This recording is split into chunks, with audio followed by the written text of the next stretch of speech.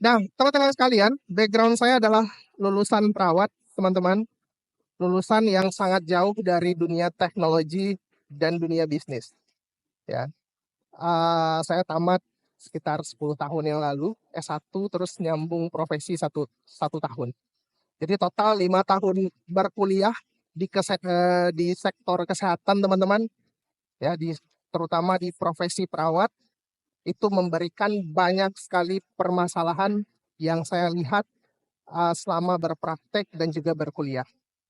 Dan yang saya lihat itu berkaitan dengan kualitas pelayanan kesehatan di Indonesia, terutama di Provinsi Sumatera Barat, terutamanya sekali di Kota Padang. Ya. Nah, teman-teman sekalian, kalau kita lihat permasalahan kesehatan yang ada di Indonesia, kawan-kawan, banyak sekali statistik yang menyebutkan angka penyakit yang tinggi, terus pelayanan kesehatan yang kurang, dan lain sebagainya.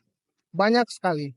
Tapi kalau dilihat dari sebuah hasil survei yang dilakukan oleh organisasi dunia, teman-teman, ya, riset yang dikeluarkan oleh survei Indeks Healthcare tahun 2020, problem utama kesehatan di Indonesia itu adalah kualitas pelayanan kesehatannya.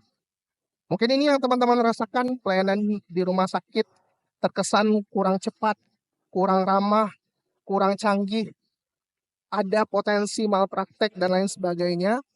Nah, ternyata pas di riset itu juga yang keluar, teman-teman sekalian. Banyak faktor yang menyebabkan permasalahan itu bisa terjadi. Dan problem utamanya itu adalah terkait dengan skill dan kompetensi tenaga kesehatan di Indonesia. Dan itu juga divalidasi kawan-kawan sekalian di profesi kami, profesi perawat. Ya, profesi perawat itu dinilai dari sisi kualitas dan kuantitas agak bermasalah, teman-teman sekalian. Dari sisi kuantitas, produksi kami terlalu banyak dan tidak seimbang dengan industri kesehatan yang ada di negara Indonesia. Efek overpopulasi dari lulusan profesi perawat ini, teman-teman, pastinya adalah pengangguran yang pertama. Kemudian yang kedua, pastinya gaji rendah. Karena prinsip ekonomi kan seperti itu, teman-teman ya. Ketika supply-nya udah terlalu banyak, teman-teman, harga menjadi lebih murah. Nah, itulah yang terjadi di profesi perawat di Indonesia, teman-teman. Ya, produksinya terlalu banyak, gajinya rendah. Efek jangka panjangnya apa? Tentu kualitas orang yang akan menjadi perawat akan mulai menurun kualitasnya, teman-teman sekalian. Nah, oleh karena itu, kawan-kawan, itulah yang saya lakukan bersama teman-teman saya dulu awalnya cuma ini ya, mahasiswa keperawatan yang jauh dari teknologi, jauh dari bisnis, teman-teman. Dan kita juga jauh dari ekosistem startup atau digital yang ada di Indonesia, teman-teman sekalian. Ya, Padang bukan tempat yang subur untuk membuat sebuah perusahaan digital. Tidak banyak perusahaan-perusahaan digital, kawan-kawan sekalian, yang ada di Kota Padang yang mungkin bisa sukses seperti Tokopedia, Gojek, Shopee, dan lain sebagainya. Ya, bahkan bisa dikatakan tidak ada.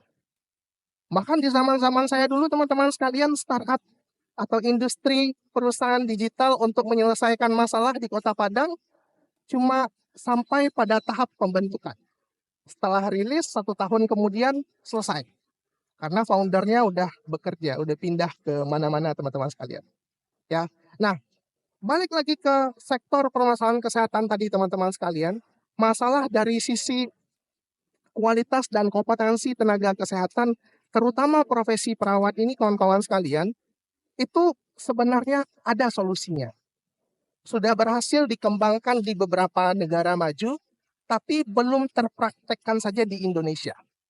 Dan Indonesia ini, teman-teman, juga punya potensi, ya, meskipun sulit untuk dimanfaatkan potensinya, tapi dia punya potensi sebenarnya dari lulusan perawat yang ada, ya, karena negara-negara maju, rekan-rekan sekalian, sudah terus-menerus berkurang jumlah tenaga perawat yang ada di negara tersebut. Karena memang profesi perawat di negara-negara tersebut juga agak rendah fee-nya, teman-teman sekalian, gajinya. Ya, gajinya agak rendah. Tapi rendahnya gaji di negara maju sama dengan 15 kali lipat dari gaji perawat di Indonesia. Jadi kesannya kalau perawat di Indonesia ke luar negeri, itu masih bisa dikatakan sejahtera lah. Karena 15 kali lipat lebih banyak gajinya dibanding gaji yang ada di Indonesia, teman-teman sekalian. Ya, di Indonesia kita masih mendapati gaji perawat yang hanya di bawah 1 juta, kawan-kawan. 30 hari gaji 800.000 itu kira-kira dapat apa tuh?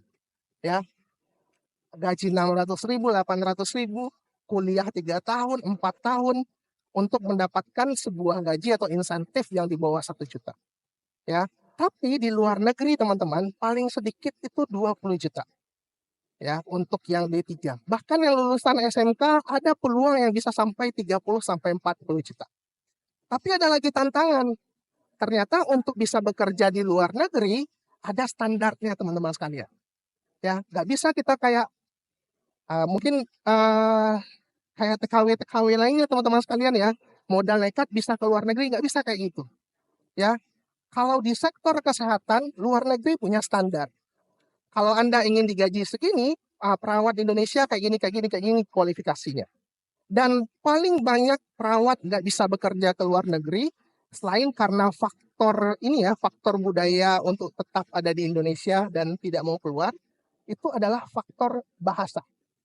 Bahasa dan kemudian faktor skill lah.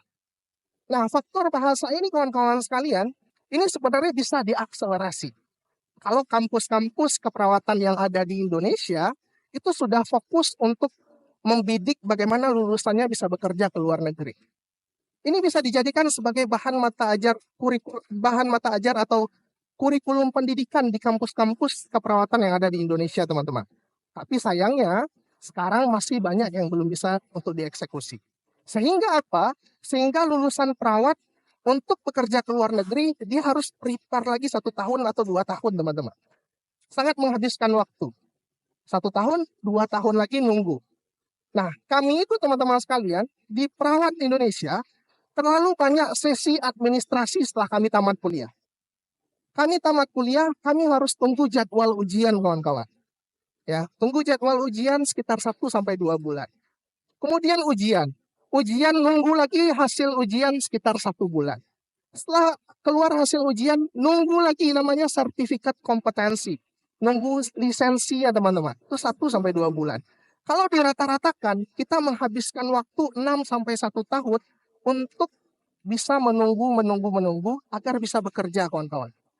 6 bulan sampai 1 tahun. Kalau ingin ke luar negeri lagi, prepare lagi 1-2 tahun. Jadi kita punya spare waktu 1-3 tahun untuk nganggur-nganggur aja, teman-teman sekalian. Untuk bisa bekerja di luar negeri. Nah, inilah sebenarnya salah satu hal yang mungkin bisa diakselerasi oleh kampus-kampus atau oleh lembaga-lembaga manapun. Mempercepat bagaimana lulusan kesehatan, terutama lulusan profesi perawat dan profesi bidan, yang mungkin juga serupa kondisinya dengan perawat, untuk bisa dipercepat prosesnya mendapatkan lapangan kerja yang bagus. Mengingat dari permasalahannya tadi.